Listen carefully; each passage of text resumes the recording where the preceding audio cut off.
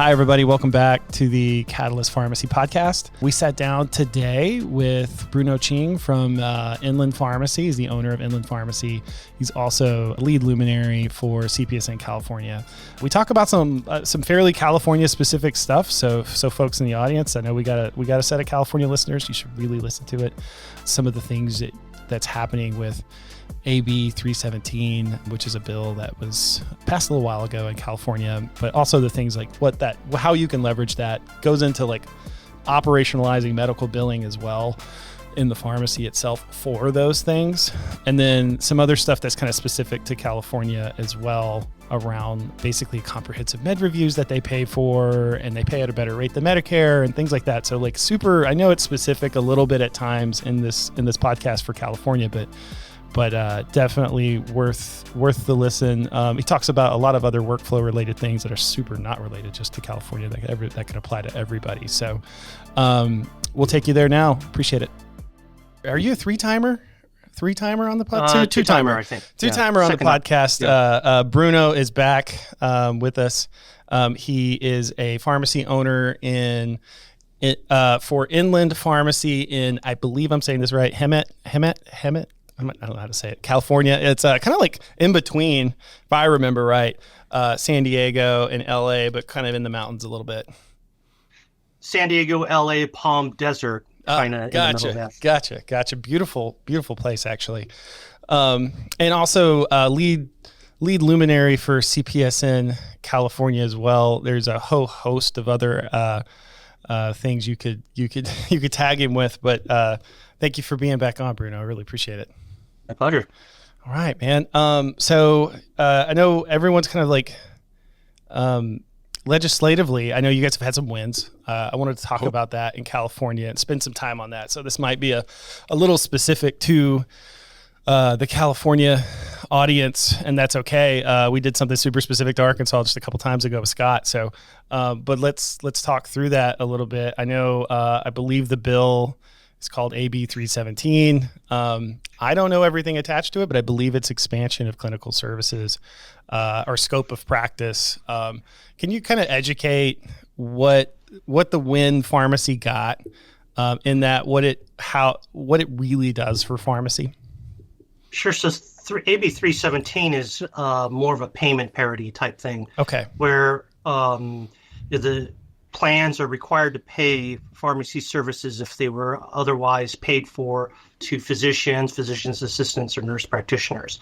So it sets the stage for the pharmacist being able to bill for services that fall under scope of practice. Okay. So what would that be specifically? Well, can you give me a for instance in that? Does that create a provider status then? Or I mean, like California kind of already did that already, but. There was a bill, AB 1114, which kind of set the stage for pharmacy scope. But this, the things that we think about when we think about the AB 317 are things like consultations. Okay. Like specifically, like if or maybe even more than that. Actually, more than that. But like the first things that come to mind, low hanging fruit, or consultations, smoking cessation, immunizations, things that like the state is already supposed to pay for, but everyone else is supposed to pay for them as well. I got you. So this also expands. I think you just alluded to it. Expands payment from. Okay, cool. The state already does this, and so basically the same. Yeah. Okay. Yeah. So there's with the passage of AB 1114. Which requires payment for services such as like travel medication, smoking cessation, naloxone, birth control, among some of the things. The state was supposed to pay for those, but because we had a shift from fee-for-service to managed care, those technically should be paid for by managed care, but they never built the infrastructure to pay pharmacies. I got it. So there was a hang up there. And it's finally, the pieces are finally falling together.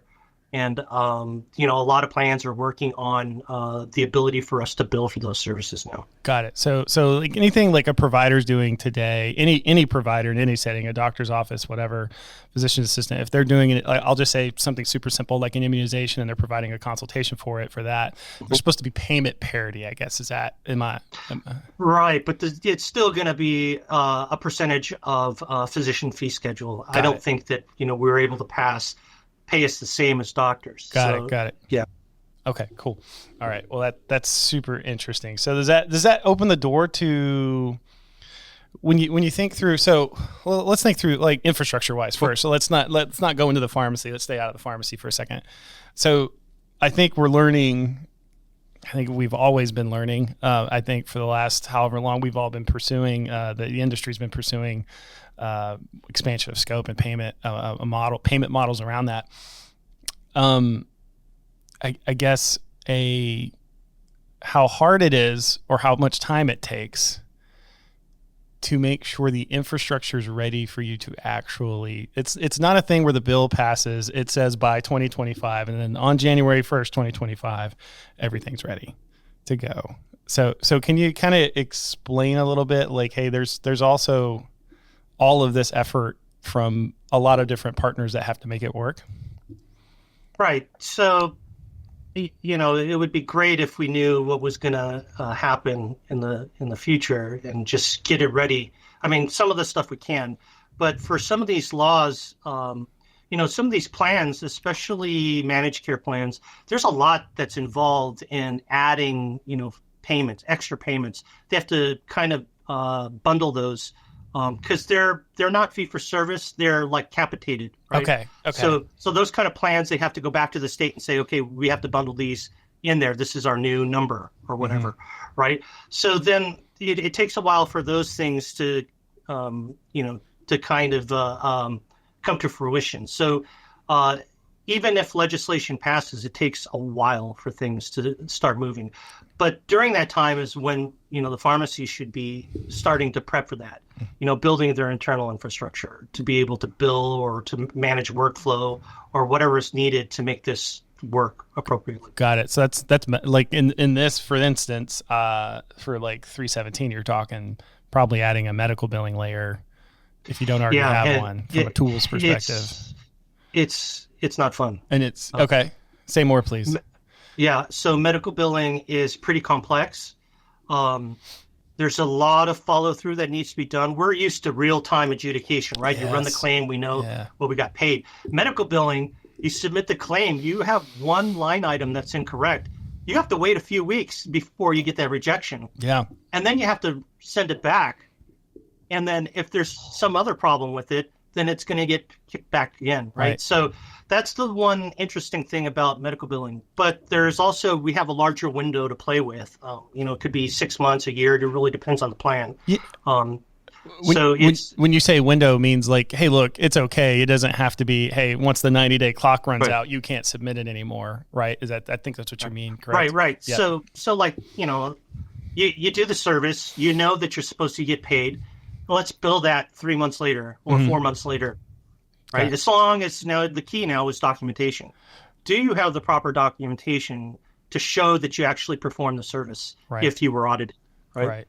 Okay. Yeah. And there's a host of tools for that. Obviously, we got care plans and Pioneer. And if you don't have Pioneer, we have a lot of listeners to this that don't have Pioneer. There's other tools you can bolt on for that as well.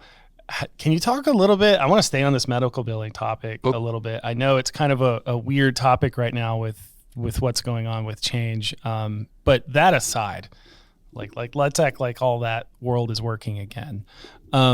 What does it take staff wise, bandwidth wise, script volume wise? I don't know. Tell me what you think about incorporate, like when you were started to incorporate this into your workflow and how to operationalize it. I guess we're kind of going back into the pharmacy now. What your thoughts are, how you approached it? So we were kind of doing medical billing, in terms of DME, sure, immunization, stuff like that. So pharmacies that are already, Part B contracted or they do DME, they kind of have an idea of how it works. But the documentation is kind of similar. Medicare provides you a list of things that you need to have. Right. Standard written order or proof of request, things like that. Right. Right. So this is more like clinical documentation. You could include things like vitals or whatever, just depending on what type of service you're trying to bill. Sure. Now, infrastructure wise, this it's a whole. Yeah. It's a beast. It's a shift in how to think too, probably. Right. Yes. So you have your staff that's been trained to fill prescriptions and bag medications. They've been trained a little to do, ask for immunizations, if they need any, and then the pharmacist can check, the history. But this is definitely appointment-based model type stuff. Yeah. Right. Okay. So, and it requires, for a single pharmacist operation, it's kind of tough unless you really plan your workflow out. Got it. To do these kind of services, but it's doable. You have the right documentation platform, you have the right pharmacy management system, you appropriately train your staff, and you get everyone working at the top of their license. And I think that's what we're trying to do here at the pharmacy now, is just trying to make sure that everyone has the knowledge and also the great credentials to do the stuff that we need to do. Okay. And imagine going into like team building, coaching, whatever you want to call it, culture wise. I bet people are happier practice. I might be wrong about that, actually. Maybe I am wrong about that. But like, I imagine with the right folks are really like, if you have the right folks, they're happier that way as well. Well, you're going to have a mix of people. Some of the employees, they really just want to be left alone to do their stuff. And then some, they do like to engage. Yeah. And then you just have to pick their strengths and then try to capitalize on their strengths so that, you have job satisfaction. You alluded to it. You guys really lean into an appointment-based model to operationalize any and all things medical billing. Can we explore that a little more from a like patient perspective and like tools perspective, all of that stuff? Okay, sure. So, for instance, I'll give you one type of appointment that we do here at the pharmacy. Yeah. And it's a pharmacy-driven MTM through the state of California, right? Okay. So those appointments typically are like an hour. Oh. So if you don't schedule those, a patient may just walk in, and say, "Can I have an appointment?" Well, you can't. You can't just do that. Yeah, right? Yeah. It's not something on a sync call, on a med sync call either. You can just knock out. Right. And it's not like an immunization where they can come in too. But, the patients are still kind of in that mode where I can go anytime I want. Right. But we're trying to kind of get them out of that mode with these types of services. So you got to make your appointment. But the problem with that is sometimes they don't show up for their appointment. And this is not a pharmacy type problem too. Yeah, this is a doctor's problem, dentist problem, right? So, So, to keep track, we use several different things. Right now, I think we're using a calendar app called Acuity. Acuity, okay. Yeah. We also use Microsoft Outlook. Gotcha. So we blend in the calendars so that we can see when appointment times are available. So is that for like in California? I want to stay there for the audience in California that maybe go, ooh, what is this? Maybe because some folks don't do it. What is that MTM, that 1 hour long kind of MTM consultation around? I mean, I imagine it's your higher risk patient populations if it's state funded, but I didn't know what it was. So it's actually fairly loose. Oh, okay. As long as they have a specific type of disease states. There's actually multiple criteria, multiple doctors, kind of similar to Medicare MTM, but it's a lot more flexible than MTM for Medicare. And it's self-driven, so you can kind of look at your patient. Are they taking more than 5 meds or whatever? Do they have more than 2 doctors? It's pretty easy. The problem is you have to find the time to be able to do it.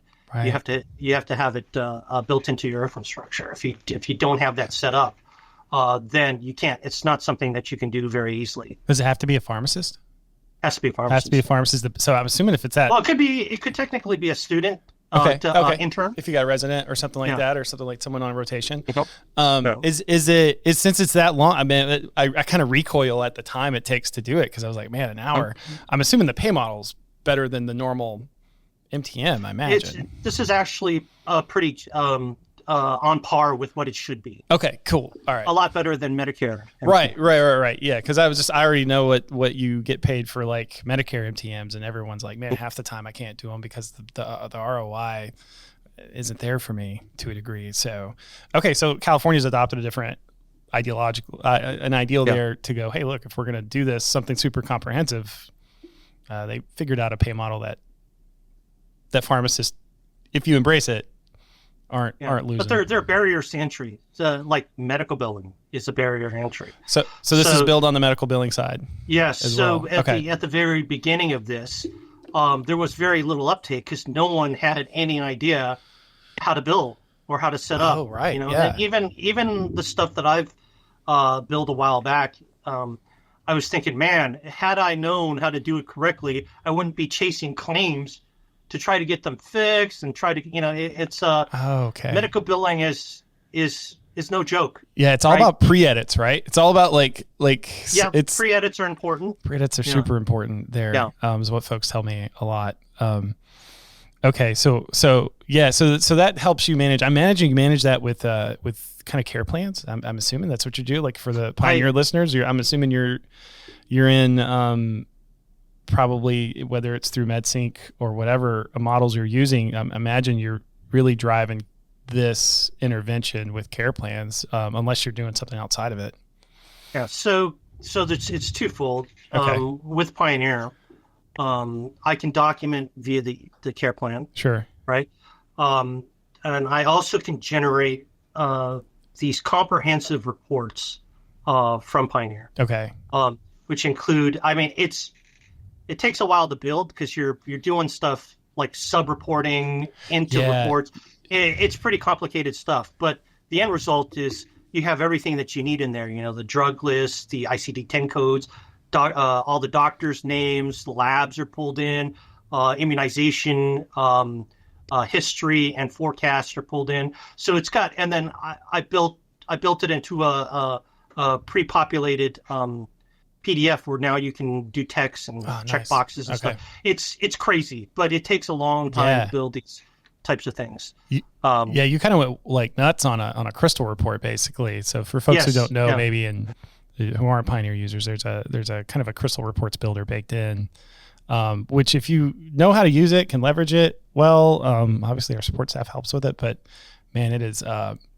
If you can do a lot of cool things with like generating, I just want a thing that does this. I just want a report that does this. You've taken that and just like amped it up. It sounds like, to get all the stuff that you're getting into it. So you use that. So you use that documentation, then you do what? What's your next step for that? Is that what you're using and you're bringing in with your consultation?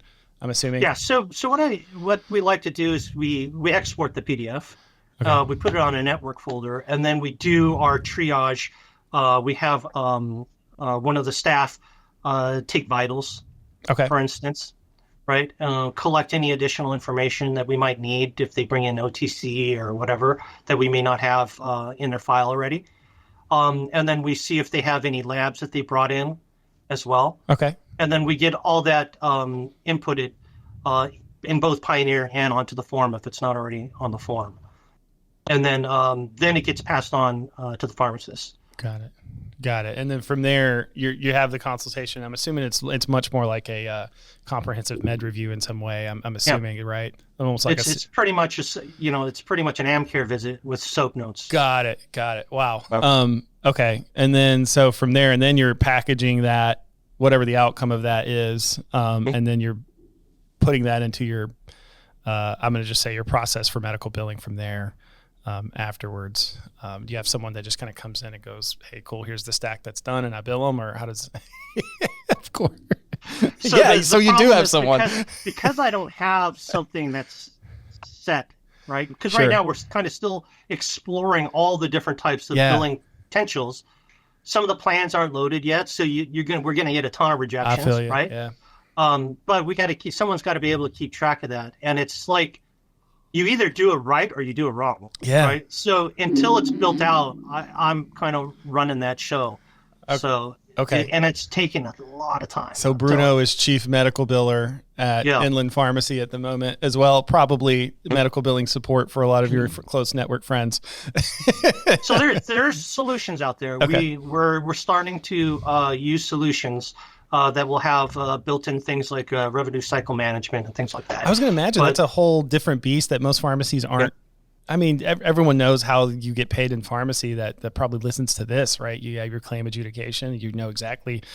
I know it's not as clear, so I'm not.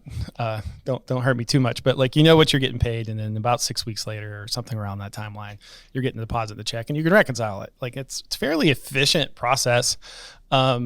For that, and then you got this medical billing side on the rev cycle management. You don't probably always know what to bill the patient up front at all, and then you can kind of try to find a fee schedule, and go by that. And that's plan to plan and tough, right? That's you got to have someone who's dedicated to, i.e., you have to have a Bruno in your pharmacy to understand those schedules and things like that. But then also, like, you're not getting like you said, you're managing rejections 3 weeks that you sent 3 weeks ago. And if there is a bill, you got to bill the pharmacy, bill the patient for. That's done outside of your PMS now, typically. We're actually trying to avoid copay. Patients with copays, because that's another level of complexity that we're not ready to handle yet. That makes total sense. So that's a good tip for folks like diving into this or going, hey, look, I'm in California, I think I want to do this. Well, you just heard a really good tip, I think, from Bruno, going, hey, look, if you can figure out the patients that aren't going to be required to pay a copay. So that's one less thing, one less paper trail. You got to go, one, co-create, two, go chase down.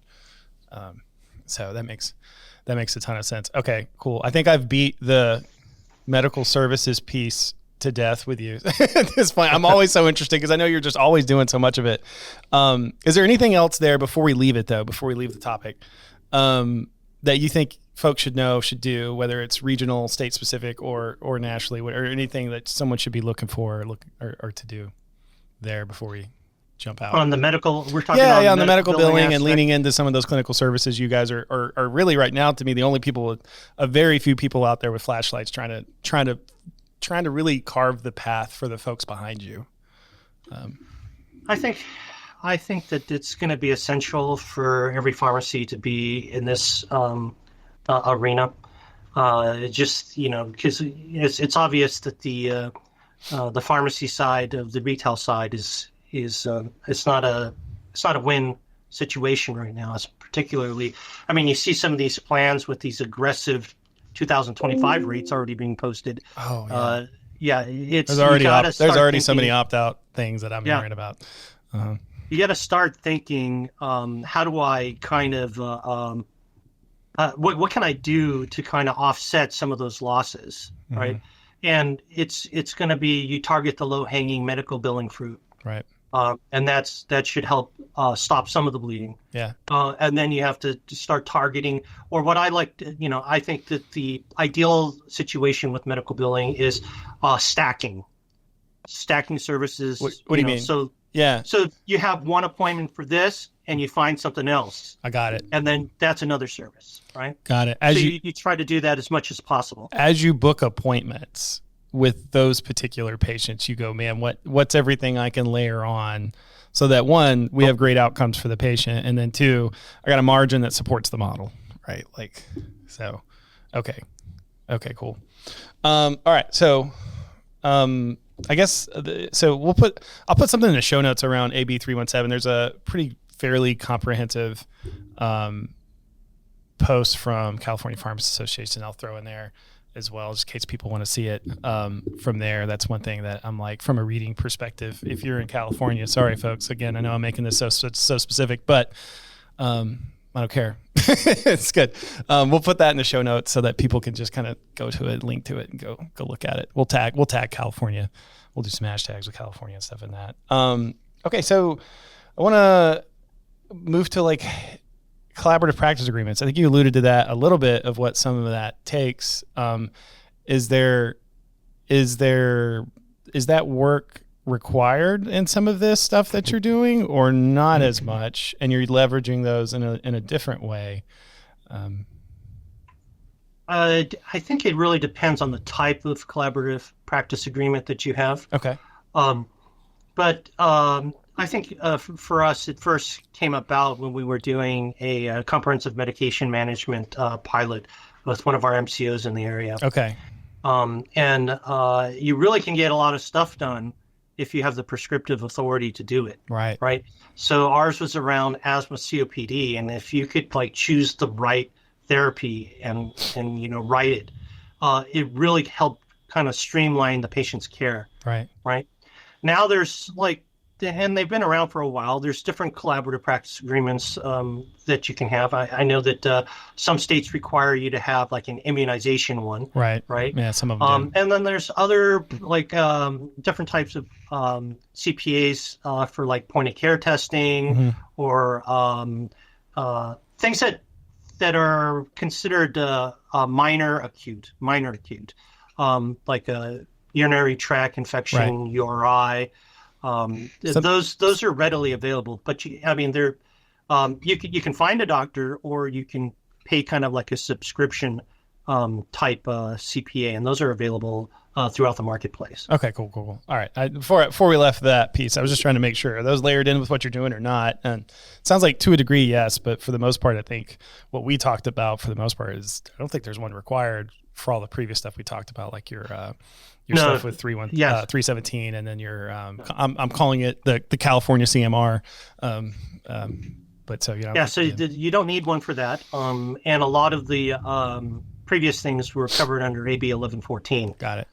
As well. So I guess fair to say, somewhat regulatory wise, maybe barriers to entry kind of lowered than they were. Infrastructure now is probably the barrier to entry then. Yeah. For that. Okay. All right. So let's stay in the pharmacy a little bit. What are you like? I've been asking everybody this. What are you working on in the pharmacy? Like, what are you doing that's like, hey, look, this is what we started out the year with strategically, that, hey, we're going to work on this thing in the pharmacy. What do you have that you can share with the group that other folks you think could take away? So I think, with the DIR scare, the clawback scare, starting at the last quarter of last year, our main goal was to try to increase patient access to compliance packaging.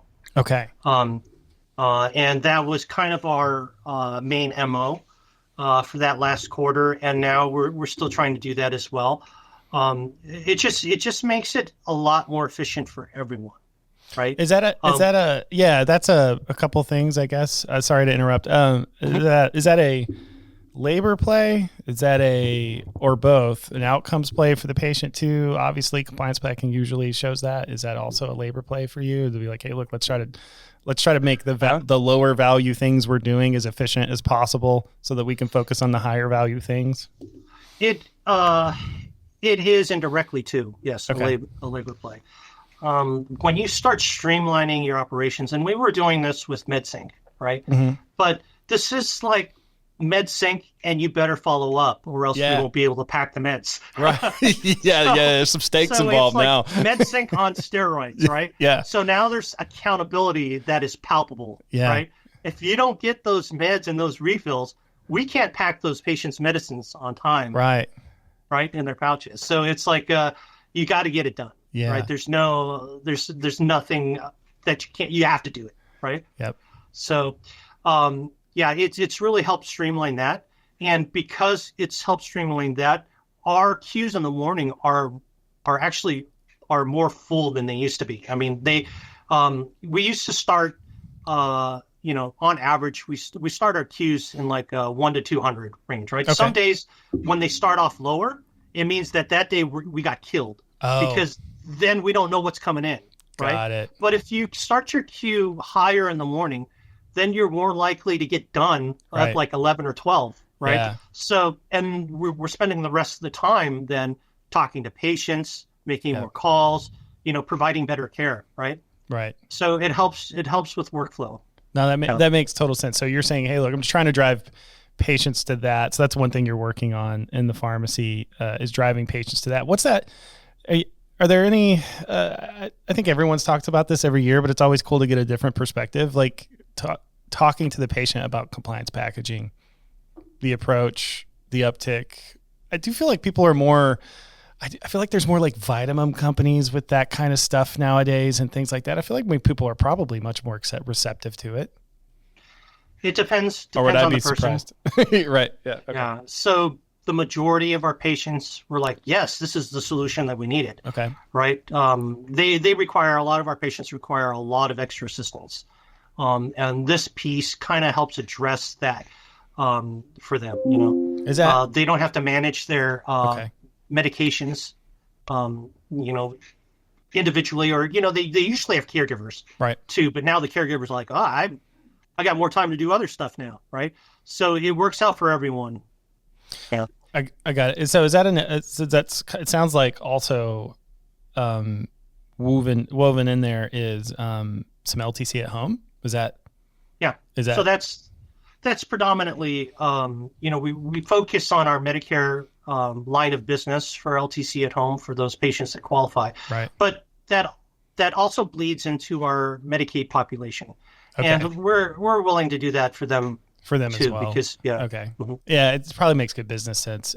Yeah. And I want to go back to what you were alluding to from a workflow perspective. You talked about, hey, look, if your queue's kind of low in Bruno's pharmacy, that's probably means they didn't get to processing everything yesterday like they wanted to. And so, like you said, got killed.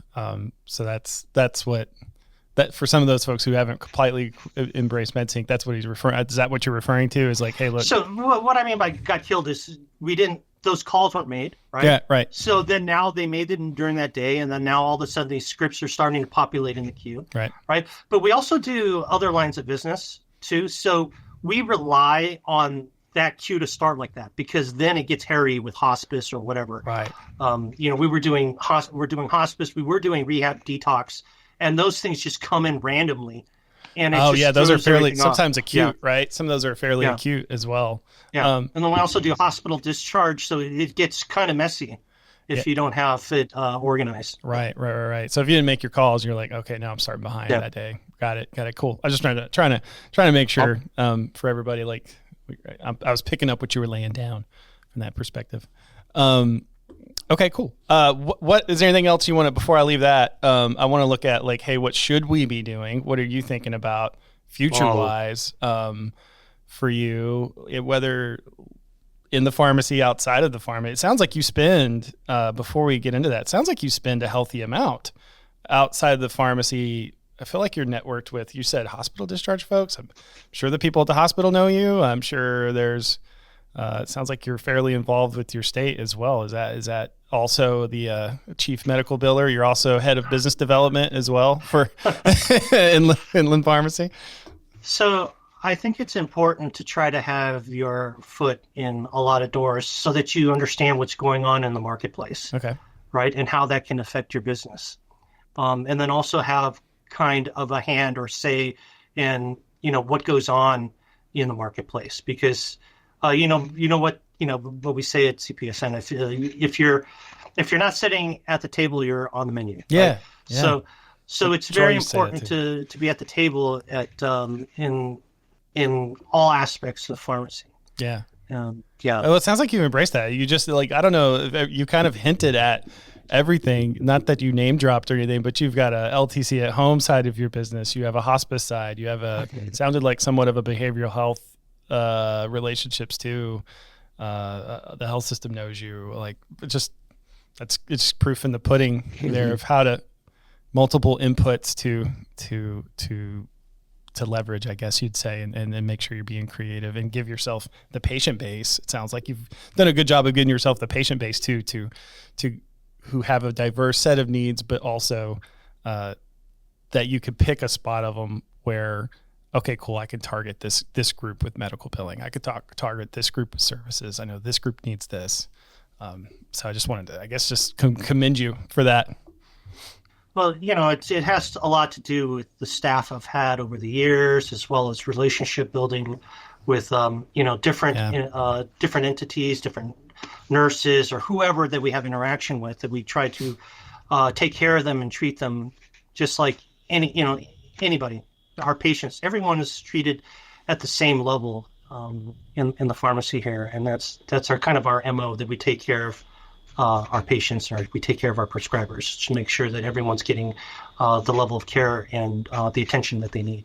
Well, good stuff. Well, that's I don't want to take up too much of your time. We're already like into this for almost 45 minutes of your day already. And he was here early, by the way. We're filming at Bruno is this energetic at 8 a.m. But by the way, for people who listen and watch the podcast, oh, my chair messed up. We're having all sorts of technical difficulties today. All right. For people who don't know, he was nice to us and showed up at 8 a.m. to his pharmacy to talk to me. So appreciate all of that. The other thing I want to do before I leave all of the pharmacy stuff is there anything else that you're looking at to go, hey, look, keep an eye on this, people? So some other, other than long-term care, we've been trying to focus on kind of like, how corporations, they try to go lean. Sure. Right. So you have to kind of look at the things that you're doing and decide, is that actually costing me more time? And is it taking away from, other aspects of the business? Or does it actually cost me money to do that activity? And we've been doing a lot of that lately. We've been cutting a lot of programs and things like that, the outside programs like rehab programs or whatever. We've been starting to cut that. It's because indirectly it affects the workflow a lot, right? Yeah. If you do these other programs and the prescriptions start coming in, it throws off everything else, right? Then you have to hire also an additional delivery driver to handle that. So your overhead goes up, right? And your overhead may just match what you're bringing in.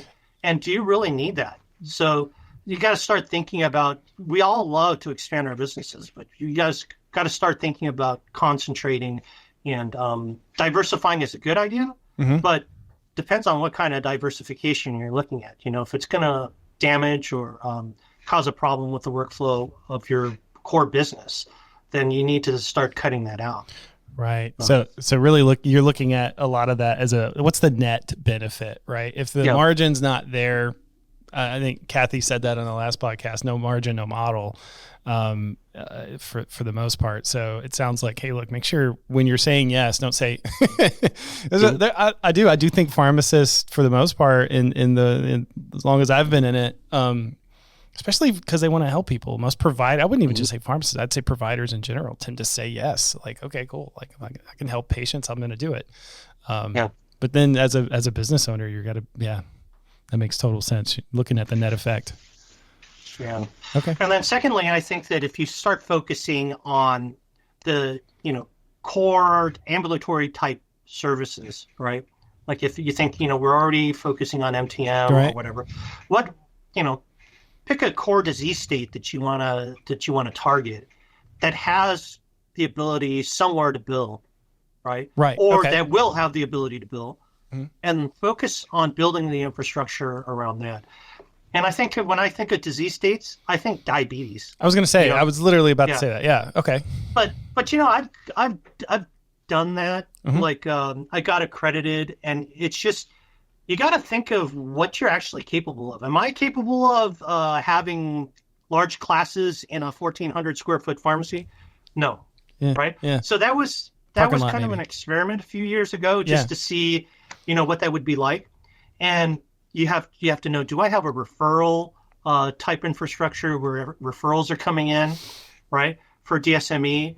And it was primarily driven by us, right? And I just don't have the time to data mine and do that, right? Plus, you have to have a large number of patients in order to make that work. Right. Right. So, but that doesn't mean you shouldn't do diabetes and other aspects, right? Right. So, like, you can help these patients manage their diabetes tremendously just by some of the new technology that's out, like the CGMs, like crazy. Oh yeah, the continuing glucose monitor. Is that what that stands for? CGM. Okay. Yeah. CGMs are crazy good tool, right? It really helps the patient go, well, I didn't realize that my blood sugar was spiking like that. I didn't know I was spiking. I ate this. Yeah, I didn't know I was spiking after I ate a pint of ice cream. Yeah, I totally get it. Yeah.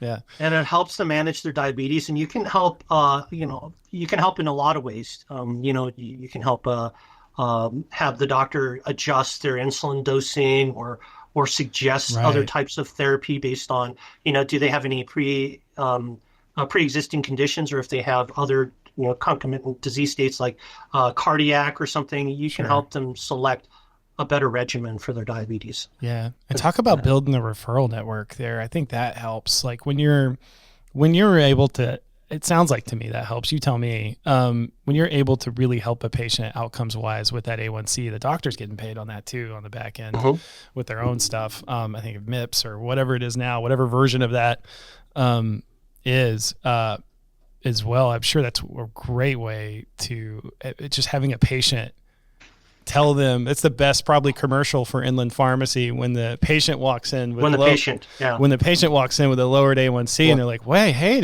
what are you doing? Wow, you're so much better." And they're like, "Oh, well, I work with Inland and they put me on this and they put me on this CGM." And the doctor needs to know that too ahead of time. They have to sign off on the order for the CGM. That's fair. But fair point. You start developing relationships with providers because they recognize that you are indirectly affecting their HEDIS measures, right? Yeah. So they then the patients, you have the patient advocates with the doctor. So then things start building because they understand that your pharmacy is there to provide care. And they recognize that. It's not just about filling the prescriptions, right? It's about actually providing clinical services and care. Right. No, that's a good point. That's a great message as well. What about, is there a 3? That was 2. Like that was 2. Is there doesn't have to be a 3, but okay, so let's see. So we did LTC. We did LTC. We did. Okay, so I do have a recommendation. So all right, let's do it. And this is, I'm sorry, but it's specific to California. No, it's good. I actually like that. So let's do it. Anytime there's regulation that's passed in California and it involves scope of practice, you got to make sure that everyone in your pharmacy starts moving that way, right? So, like for instance. They passed some technician law changes, expanding the scope, but the language is kind of fuzzy. But in a state of the board of pharmacy put out an FAQ to kind of interpret it for everyone. Yeah. Okay. So essentially, they said that if the pharmacy technician has certification, then that qualifies them to do these extra things, right? Okay. So then. In my pharmacy, traditionally, our staff is not certified, right? They never needed to be, right? To provide the level of care that they're providing. Because, this is the only thing, counting pills is what a technician license does for you, right? So I only have like a couple of people filling and everyone else is doing data entry or medicine calls or whatever. And they're all technicians for the most part, except for a couple of them. So my advice is to make sure that everyone in the pharmacy is starting to get their credentials up to speed so that they can do things at the top of their license. And then also, you have to find those employees that are that you can use for other purposes. Like they may have other strengths. Okay. Like for instance, one of the big things right now is health equity. Yes. Right? Yeah. Social determinant health. SDOH, and that's yes. Yep. So you should start looking into trying to train your staff to become community health workers. That's a critical piece as well, right? Because it kind of puts a holistic approach to patient care, and you're addressing the non-medical side stuff as well. So we started hiring different class that makes you it makes you probably target as far as like what employees to hire for certain roles. It makes you kind of imagine target differently, attribute wise. The last three I've hired were MAs. Really? And now I'm training them to become technicians as well, so that they can have overlapping scopes. Yeah. One of them I have on a CHW track to kind of set the ground floor, and then we'll start moving everyone else to get CHW trained. So they're going to be high caliber staff with a lot of credentials to do a lot of clinical services. Yeah. And Bob, we just had Bob Lomanick on. His podcast hasn't aired yet. Yours will air right after that.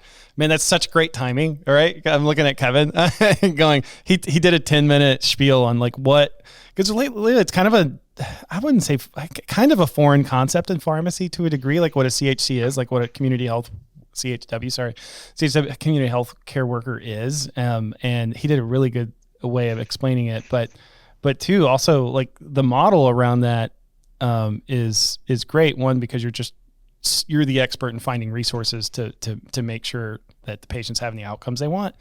But even in like, think business development externally out the pharmacy, if you go, I'm Bruno, this is Emily, sorry, I'm making up a name, but she's a certified healthcare worker. She's an MA and a CHW. Like, it just gives you so much. And a pharmacy tech. Yeah. It just gives you so much I don't know, credibility. You're looked at differently, I think, by providers in the marketplace or public health, whoever you're talking to and got your foot in like you said, your multiple foots in the door, it kind of can help you change the way you talk about your own pharmacy too, I imagine. Yeah. And CHW services are something that we can drive through state Medicaid and get paid. Oh, nice. Okay. So that's another layer. Say more about that. You got to find, you're helping patients, but at the same time, you have to make sure that your business is sustainable, right? Okay. So we layer all those things. And that's kind of what you have to do. That's great. So California's got a built-in like pay model for CHWs. And they're all medical billing. So, again, back to, looping back. Yeah. Ties in. Yep. Yeah. So looping back. Super important to hit those aspects. Okay. Man, I feel like Bruno, I just want you to riff. Is there like 3 more of these that you have that are gold again? No, but to put some cred behind, health equities, the state has actually told the MCOs, this is your objective. Oh, health wow. equity. Yeah. So saying, there's a lot of potential here. It takes a while to train. It takes a while to change the culture within the pharmacy. But the sooner you do it, the better. Is that also leans into what you were saying before? You see your state, your region, whatever it is, going that way legislatively or things like that. Don't wait. Start thinking through it now. And you can get real benefit now from having folks trained up on that. So that makes total sense. And then you got to and the good news is Bruno's kind of hacking the path away, it sounds like, for everybody behind him on how to bill from a medical perspective. I feel like you're going to get inundated with emails and phone calls after this podcast to a degree from all folks California. Well, already we're trying to come up with solutions where that's going to be less of a burden. All right. Well, good stuff. Well, man. Okay. Well, again, so before I let you leave, I don't think we prepped you for this at all. So don't feel like you have to have the best thing ever. But we do a section called Prescribeables. And all it is what are you reading, watching, listening to, or doing that you think the audience would be into?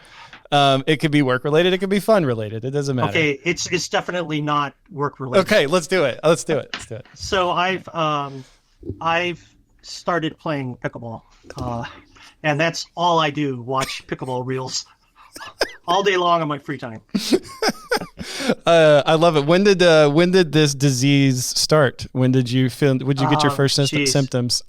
A few weeks, I think it's been at least 2, we're approaching 2 months. Oh yeah. Oh, so you're early in. Okay. All right. Good stuff. So it is an expensive hobby. Surprisingly, right? You start with the $45 Amazon paddle, then you're all like, yes. you borrow someone's paddle, you go, what the heck is this? Why is this better? And then now you buy a better paddle, right? And the balls are like $2.50 or something like that, and it's just like it gets ridiculous. I know. That's super cool. So I bet we almost had our first pickleball experience around the same time in February. I had it, and I was immediately like, I can see why people get addicted to this. This is so fun, and it's still active. Obviously, we have a tennis purist in the office. That's right. I know those. My pastor's a tennis purist. Yeah, that's right, Dow. That's right. I'm talking to you, Dow. So we like to give each other a hard time, but man, it's fun. Gosh, that's fun. Okay, cool. All right, so that's and you got to remember to exercise. I mean, it's not all about work. Yes. You got to take care of yourself, right? Absolutely. Yeah. I don't think I have a new one, guys, this week for me, by the way. I've already did one. Yeah, get a frowny face on my screen here from Kevin. I did watch Three Body Problem. I already talked about that in the last podcast. I did too. Yeah. Did you like it? Yeah, I think it's I completed it, so I must like it. I did too, but I felt like it petered a little bit. Like it didn't I think it started super strong and then it kind of faded out a little bit. And I'm not trying to give anything away for the show who hasn't watched it, but good show to watch. Brandon, who you've met, who's the voice of God for us in the sound booth for here, has read at least the first book. I didn't realize it was even based off I think it's a Chinese writer, right, that wrote it. It's 3 books, I think so. Yeah, so watch that.